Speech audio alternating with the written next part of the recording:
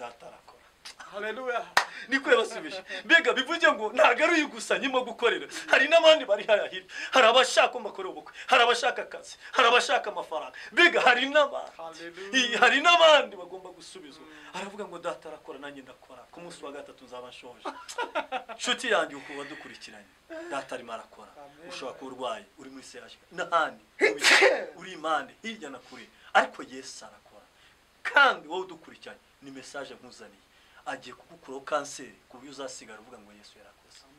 Agiye kugukuraho uburwayi, agiye kubaka urugo rwawe rugiye gusenyuka, agiye kukwishyurira credit ufite, agiye gukuraho amadeni, agiye kuguha kuba, agiye nubwo bavuze ngo bitazakunda. Ubyizera ibyo bintu mwene data, Imana igutumyeho umunsi ukoze wawe.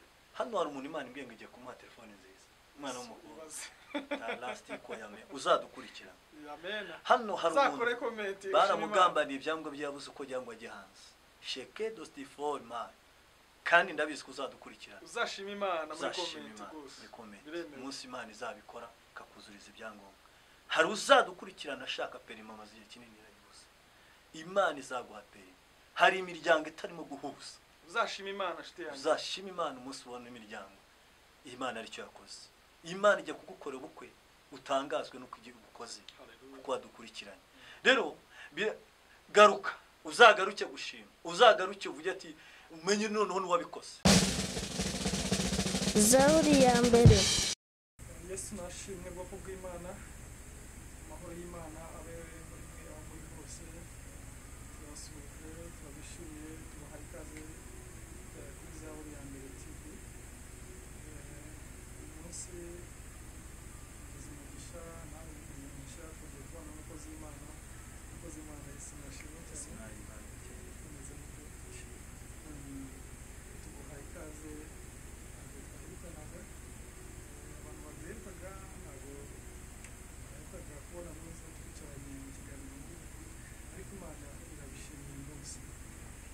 Umugisha udasanzwe ni umugisha Imana itwongereye, umugisha twagiye tugira yose.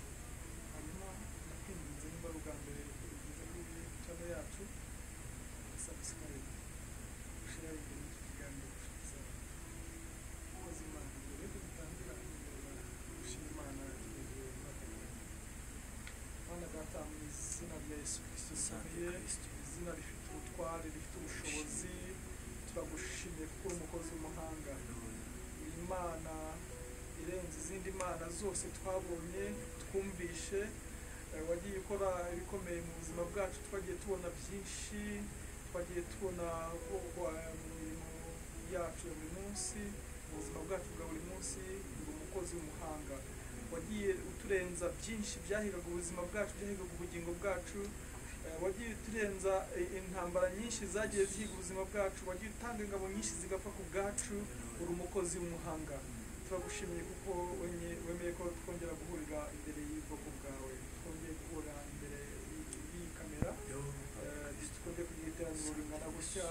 Tugushimiye abagiye kubana natwe muri iki kiganiro n'abazabana natwe mu kiganiro mu minsi izaza. Nyemerera buri wese abone umugisha mu kiganiro tugiye kugirana, kandi ijambo ryawe riba ari ryo rihaza imitima ya buri wese. Natwe ubwacu ntaba ari twebwe ahubwo izina ryawe rishyirwe hejuru. Nyemerere ijambo ryawe riba ari ryo riza ritegeka imitima yacu, rituyobore muri byose. Ubwiza bwawe bubane natwe. Duhaye ikaze Imana Data, Imana Umwana, Imana Umwuka Wera, kugira ngo ayobore iki kiganiro, kandi icyo duheje n'imbaraga zose z'Imana n'abadayimoni bose mu izina rya Yesu. Kirogoya zose zirogoye umurimo wawe turazihagatse mu izina rya Yesu. Nyemerere ntaba ari twebwe mwami Imana, ahubwo wiheshe icyubahiro. Bana natwe muri byose.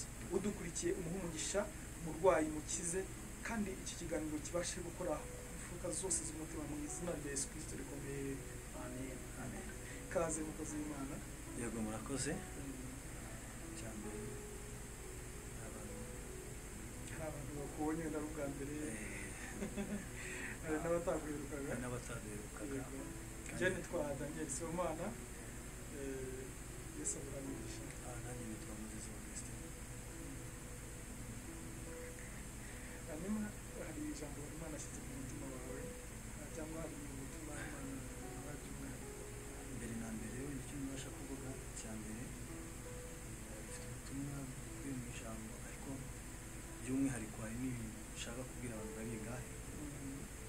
ikintu cya mbere Imana ikeneye, Imana irashaka umuntu ku giti cye.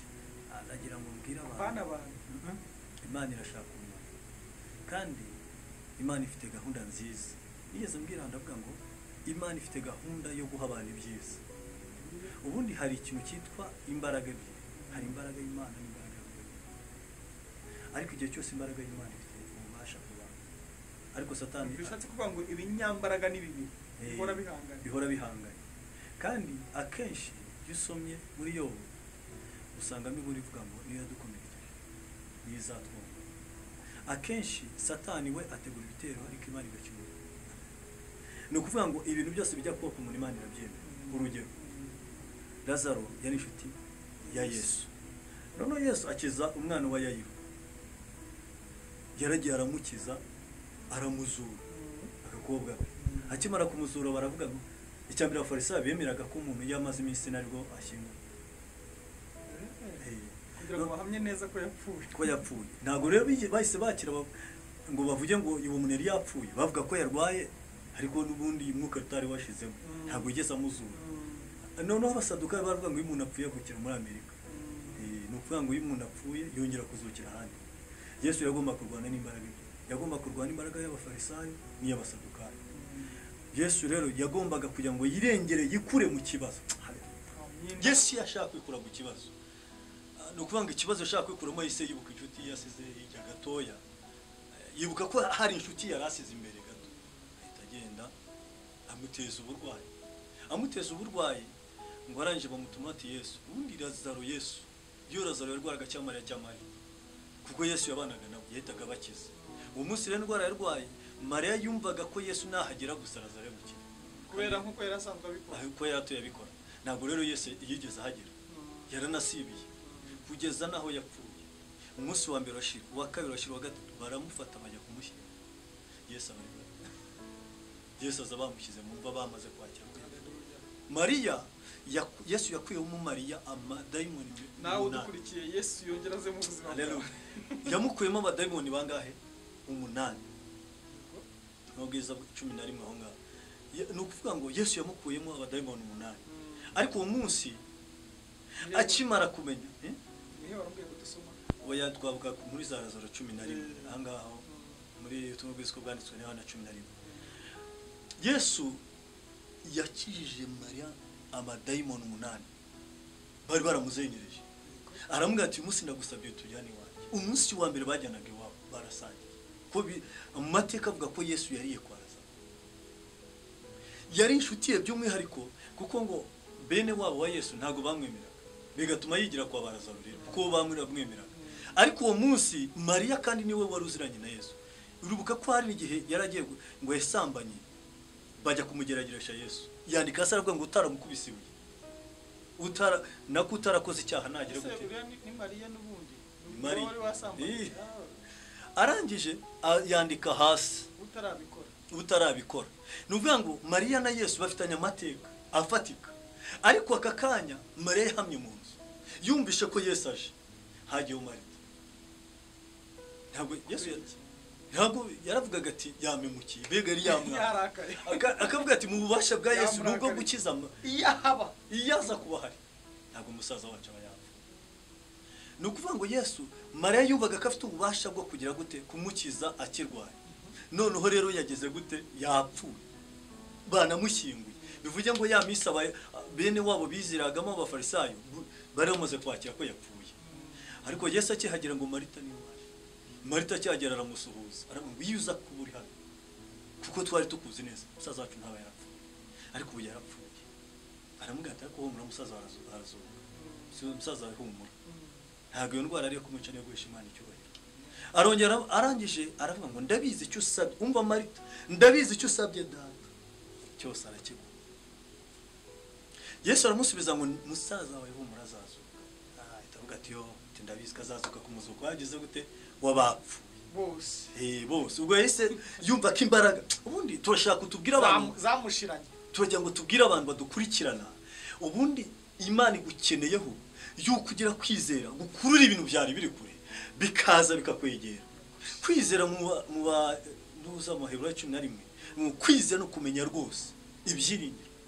udashidikanya ko bitazaba kandi ibyo biduhamiriza ko ibyo tutareba ko ibyo tutareba ari iki ari iby'ukuri. Ni ukuvuga ngo Imana ikintu ikeneye, Imana ivuga imodoka ukahita utangira ukareba mu miryango y'iwanyu ko nta gare rihari kuri ntawe Satani akagukubira. Nabwiye ngo Satani we abereye kuza kuguca intege kubw'ibyo Imana yavuze, ariko Imana yikubereye kuguha imbaraga kugira ngo wihanganire mu byo unyuramo kugira ngo usatire umugisha wawe uri imbere. Tubyane amen.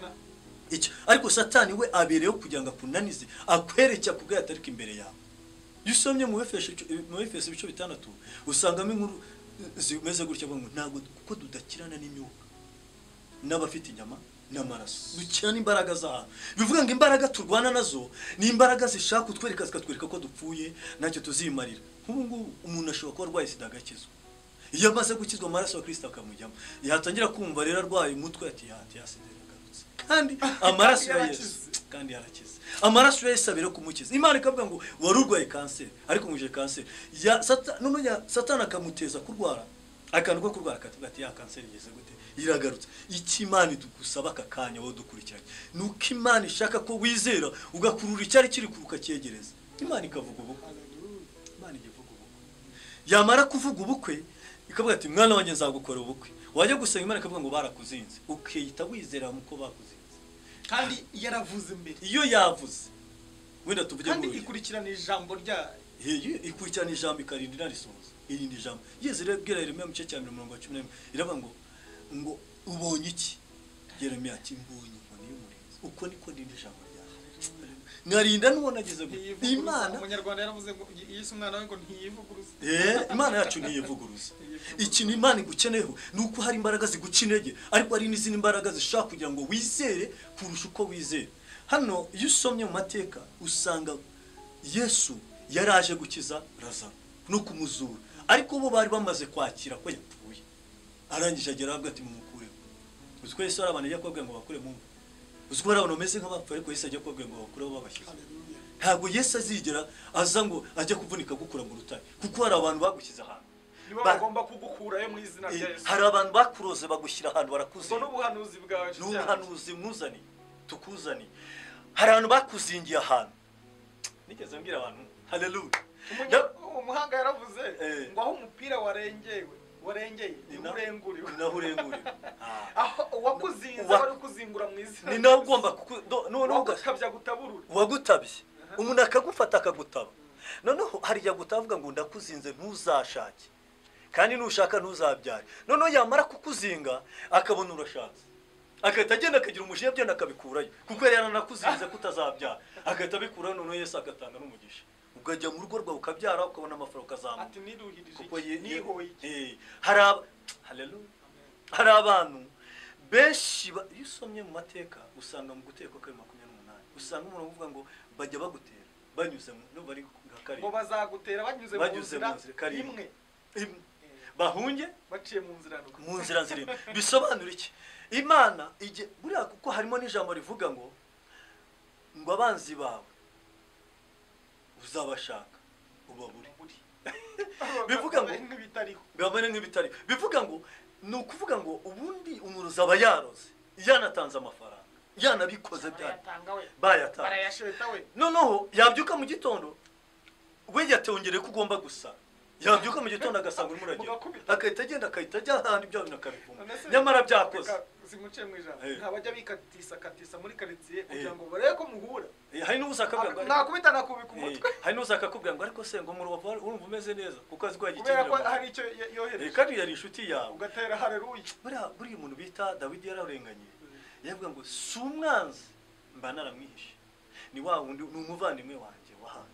Uwo twasangiye twasenganye twagiye twiriza ubusa tubana ku kirago. Ni we wandwanyije.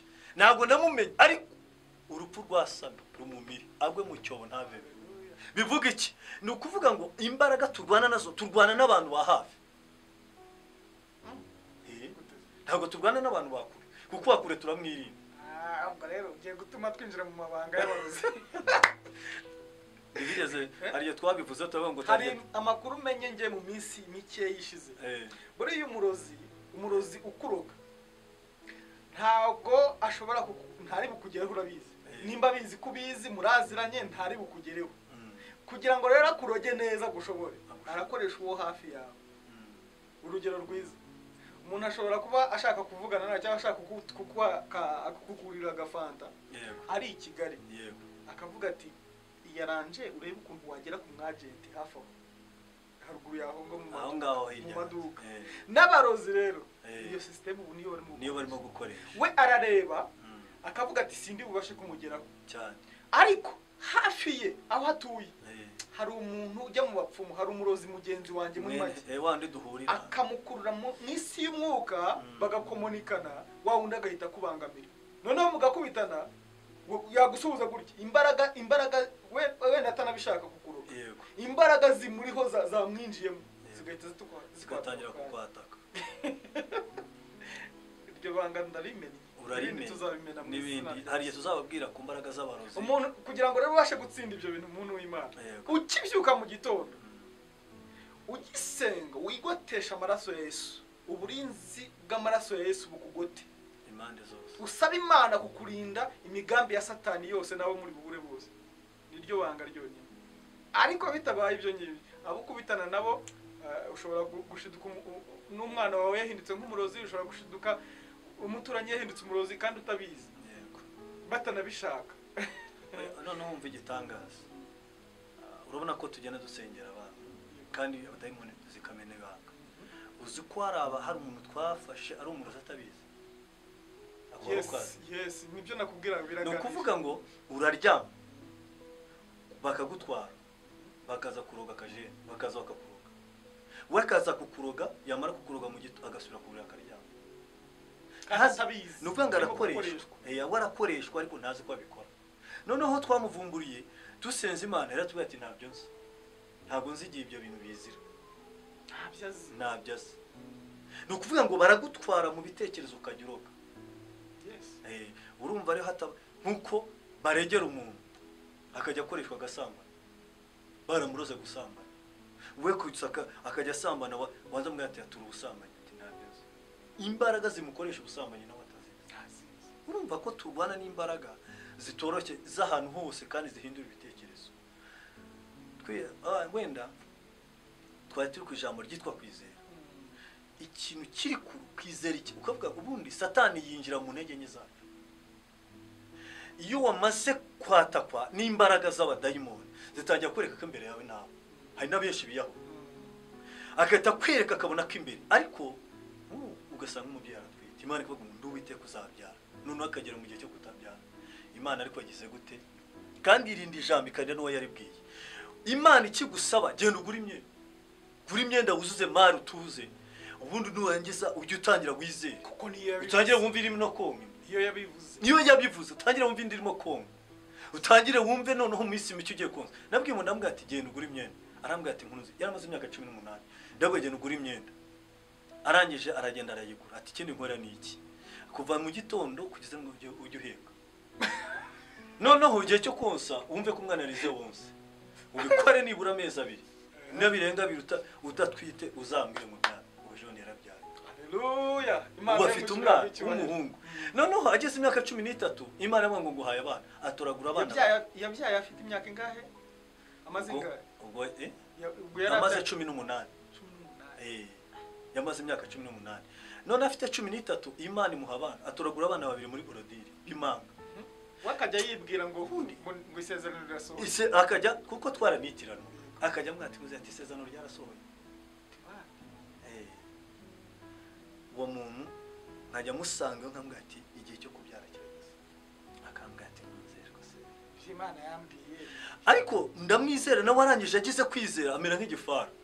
Ubushondi yarabyaye afite umwana we hinje mwejuru habwa icyo afite umwana. Kuvuga ngo muri misi ndimo kwa 4 mfite abana, ariko arimo arakira amakanseri, diabete, indwara zikomeye kuko araza nkafata amazi y'umugezi. Havuga ngo ubaka kanya ahindutse amaraso ya Kristo. Vuga uburwayi mu mazina ati ngiye ndwaye kanseri. Ni urwaye. None ngiye kubwira inokora bitatu. Icyambere uragenda ufata agafuniko usuke mu biryo iminsi 3. Kandi amazi nta muntu ugomba kuyanywa. Iminsi 3 nishira ntayo guteka cyangwa nta wundi muntu uruyanyweho. Uragenda ugashyira mu biryo, ugashyiramo duke, anduka yakaraba, anduka ukayanywa, andi ukayakaraba ukazengurutsa aho uryama ugatongera amaraso ya Kristo. Noneho mu minsi yazaza akambwira ati burya nagiye kwa muganga babura kanseri. Havuga ati nicyo nashaka. Bivuga iki? Ngenda mufata nkamukura nkamitereka mu isi y'umwuka. Nkamukuraho za mbaraga zose mu isi y'umwuka mu kwizera. Noneho kwa kwizera kukahita kurema ikintu gifatika. Ari nabyo Bibiliya tuvuga hano mu bice 5. Urwandiko Pawulo yandikiye Yohana. Ubutumwa bwiza bwa Yohana. Ibice 5. Soma wenda umurongo waho n'uwa mbere, reka dusome mu izina rya Yesu. Titiri iravuga ngo Yesu akiza umuntu umaze imyaka 38 amugaye.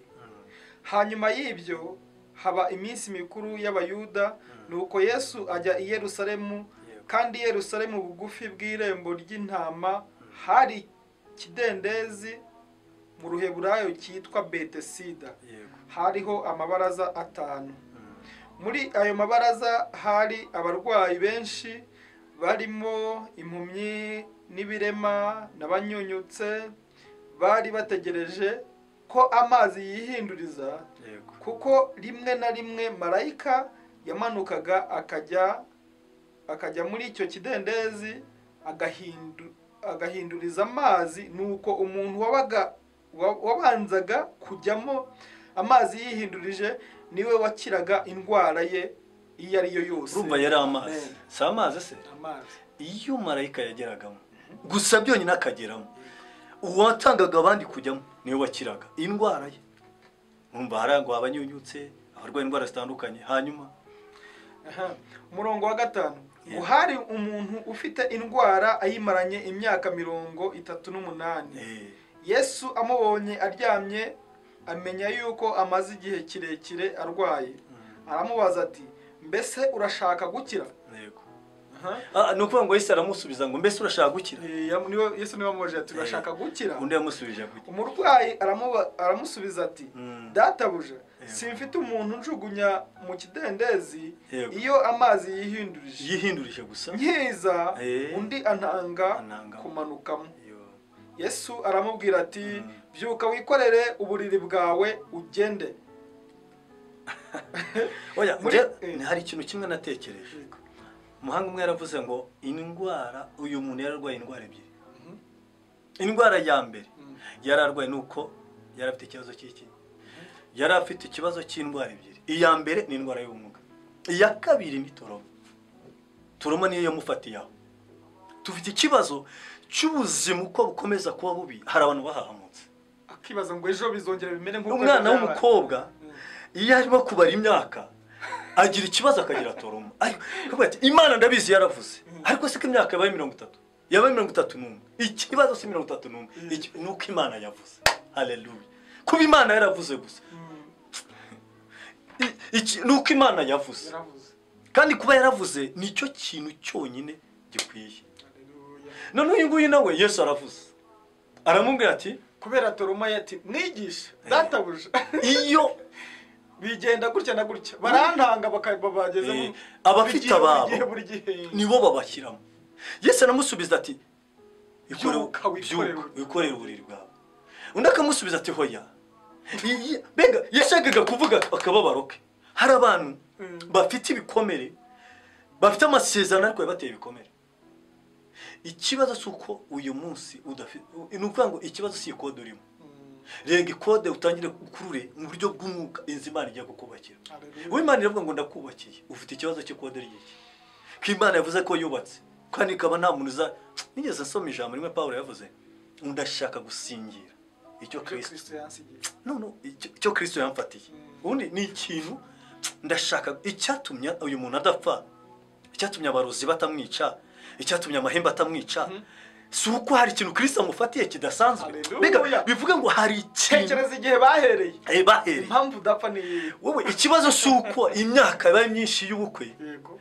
Kuba utarabona n'uwo muzabukorana. Ariko Yesu yaravuze. Kandi ko yaravuze arimo aracyamutunganya kugira ngo azamuguye. Ikibazo suko uyu munsi. Ndibuka Imana yigeze kumbwira umunsi umwe.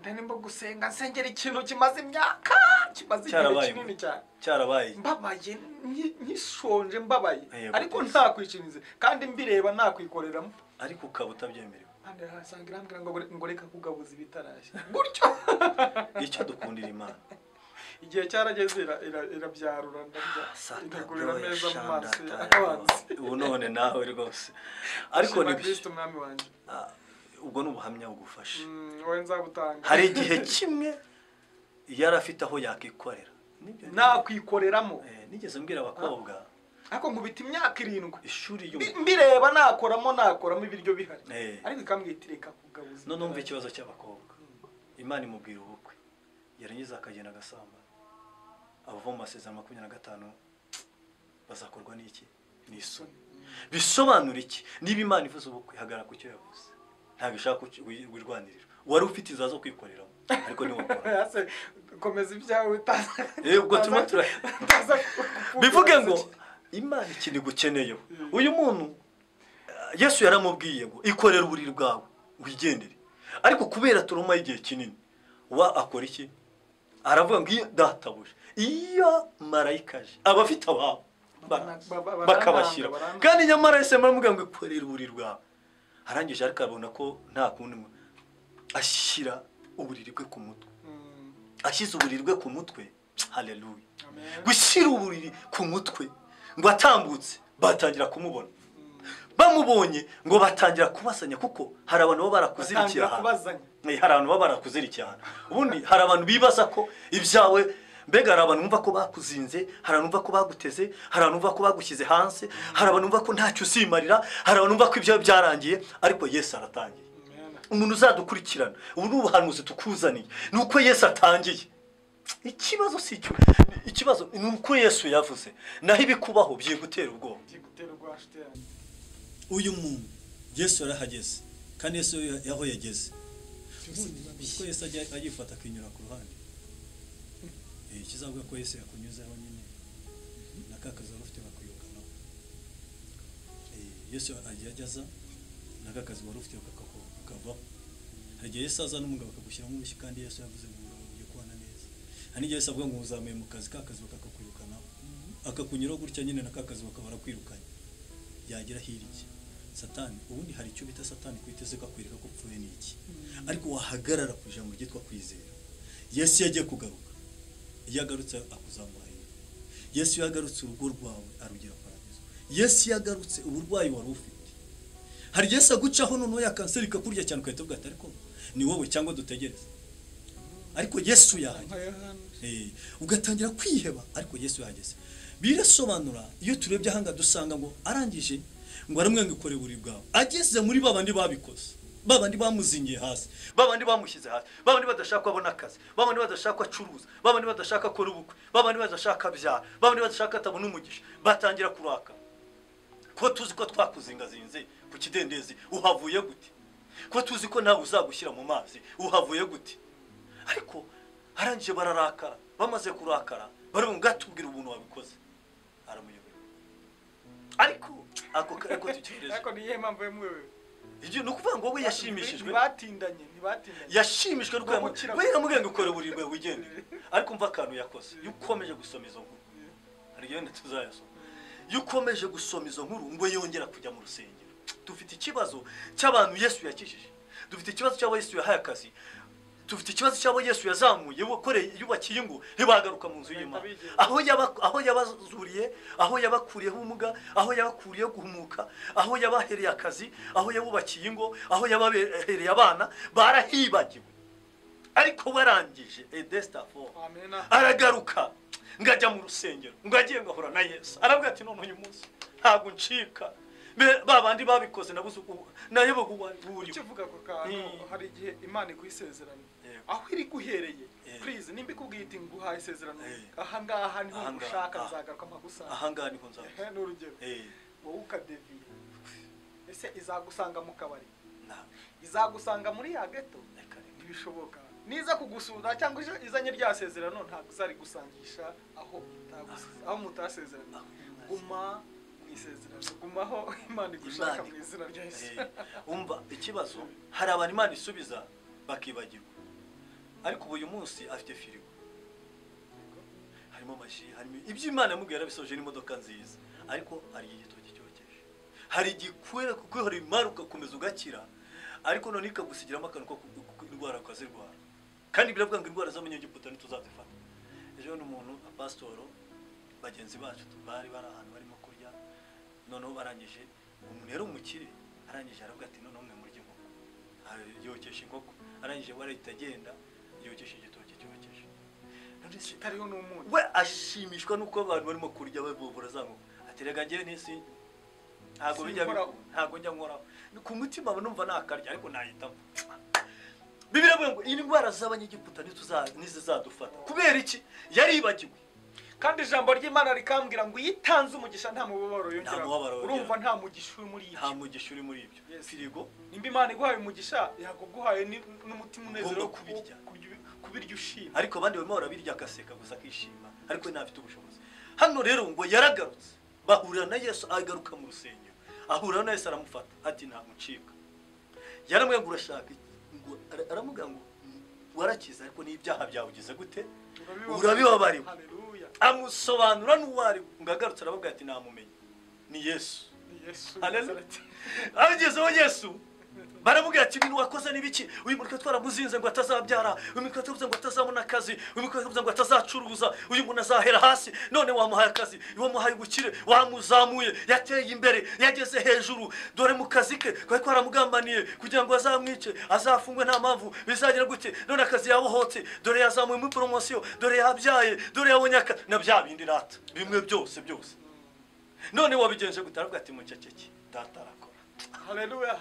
Niko yabasubije. Mbega bivuze ngo ntago ari uyu gusa nyimo gukorera, hari n'abandi bari hahira, hari abashaka amakuru y'ubukwe, hari abashaka akazi, hari abashaka amafaranga, mbega hari n'abandi bagomba gusubizwa. Aravuga ngo data arakora nanjye ndakora, ku munsi wa gatatu nzaba nshoje. Nshuti yanjye uko wadukurikiranye, data arimo arakora. Ushobora kuba urwaye uri muri CH n'ahandi uri impande hirya na kure, ariko Yesu arakora. Kandi wowe udukurikiranye ni message nkuzaniye, agiye kugukuraho kanseri ku buryo uzasigara uvuga ngo Yesu yarakoze. Agiye kugukuraho uburwayi, agiye kubaka urugo rwawe rugiye gusenyuka, agiye kukwishyurira credit ufite, agiye gukuraho amadeni, agiye kuguha kuba, agiye nubwo bavuze ngo bitazakura. Ubyizera ibyo bintu mwene data, Imana igutumyeho umunsi ukoze wawe. Hano hari umuntu Imana imbwiye ngo igiye kumuha telefone nziza, umwana w'umukuru ko yame uzadukurikira. Hano hari umuntu baramugambaniye ibyangombwa byabuze uko cyangwa ajye hanze. Sheke dosti forma kandi ndabizi kuzadukurikira. Uzashima Imana muri comment. Umunsi Imana izabikora kakuzuriza ibyangombwa. Hari uzadukurikirana ashaka perima amazi ya kinini hanyuze. Imana izaguha peri. Hari imiryango itarimo guhuza. Uzashima Imana shite yanjye. Uzashima Imana umunsi ubona imiryango. Imana aricyo yakoze. Imana ijya kugukora ubukwe utangazwe no kugira ubukozi kuko wadukurikiranye. Rero garuka, uzagaruke gushima, uzagaruke uvuge ati umenye noneho n'uwabikoze ni Yesu w'i Nazareti. Yesu. Inshuti yanjye abadukurikiranye mwihangane. Yesu ko yari kera uyu munsi niko azaho. Imana tugana ku musozo, ndashimira abantu twabanye muri iki kiganiro. Hanyuma arakabazo k'amatsiko nigeze kwibaza n'undi muntu yakwibaza. Usenga murasenga hariya ku rusengero ibitangaza n'ibintu bibakorera. Yego. Ese biba buri munsi? Ubundi kuwa mbere dusobanura inzozi. Turashaka no kuzakurikirana izindi nzozi twajya tugira nuko twabonye na comment mwashyizeho, ariko nimubikora tuzagenda tubasobanurira inzozi, kandi hari igihe tuzajya tugira tuvuga abantu hamagara tubasobanurira inzozi. Kuwa mbere dusobanura inzozi kuva saa 5 kugeza nimugoroba. Haba ari igiterane kirimo abantu benshi. Kuwa gatatu tugasobanura abantu ku kintu kijyanye n'amasezerano. Kuwa kane rero haza umuntu ku giti cye akavuga uburwayi bukomeye, akazana icupa ry'amazi turisenge. Noneho ukavuga uburwayi bwe tukamubwira uko amazi ajya kuyakoresha twayasengera yibutsa amaraso. N'uburwayi bwe n'icyifuzo afite gikomeye tukamusengera ko dusengera ku giti cye. None kuwa gatanu haba ari igiterane rusange cy'abata saa 3 kugeza nimugoroba, ariko Yesu arimo arakora. Arakuriye peri uhamagana ruguru ya Bokere. Imana ikuru umugisha, Imana iduhana umugisha. Turashimira abantu twabanye, dukomeje kubana mu izina rya Yesu. Ngawusengera abantu sengera Mana mu izina ry'umwana wa Yesu Kristo, tugushimiye imbaraga zawe nyinshi, tugushimiye ko ari wowe wahaye Kajene ubushobozi mu bushobozi bwe kugira ngo abashe kubona bino byuma nubwo hari ibindi agikeneye kandi abizi kuzagenda umutera inkunga ukagenda umuzamura kugira ngo abashe kugeza kuri benshi, kuko ijambo rivuga ngo yemwe abarushye n'abaremerewe nibaze bagusange baruhure. Birashoboka ko hari abantu benshi barushye ariko bakakira ijambo ry'ihumure bigatuma benshi bagaruka mu mitima bagahinduka. Birashoboka ko hari abantu batotezwa, birashoboka ko hari abantu barwaye, birashoboka ko hari abantu bafite ibibazo, birashoboka ko hari abagiye guteza cyamunara, birashoboka ko hari ingo zirimo gusenyuka, birashoboka ko hari ibintu byinshi ariko umanukiye kugira ngo bikureho. Birashoboka ko mu nzu ya mu itorero abantu benshi bananiwe ariko nibongere bahumurizwe, abantu bongere bakizwe, abantu bongere bamenye Yesu Kristo, abantu bongere bahindurwe n'ijambo ryawe, abantu bongere buzure umwuka wera, abaguye bagaruke mu nzira, abatarakizwa bakizwe. Shelote bonestaya. Uko niko dusengeka kugira ngo muzamure umutere inkunga kugira ngo ubutumwa bugere henshi, kandi dukomeje gusengera abazadukurikirana bose. Icyifuzo cyose bafite uzabasubize, uburwayi bwose uzabakize, imbaraga zibahiga mu bicuku bya nijoro zose zibasohokeho, kandi buri wese abari mu Rwanda no hanze abazadukurikirana bose turasenze kugira ngo bahoke. Urakoze ko ugiye guhora imitima ya benshi mu izina ryawe Yesu Kristo, amen. Imana y'amahoro ibahe umugisha, turabakunda. Zaburi ya mbere.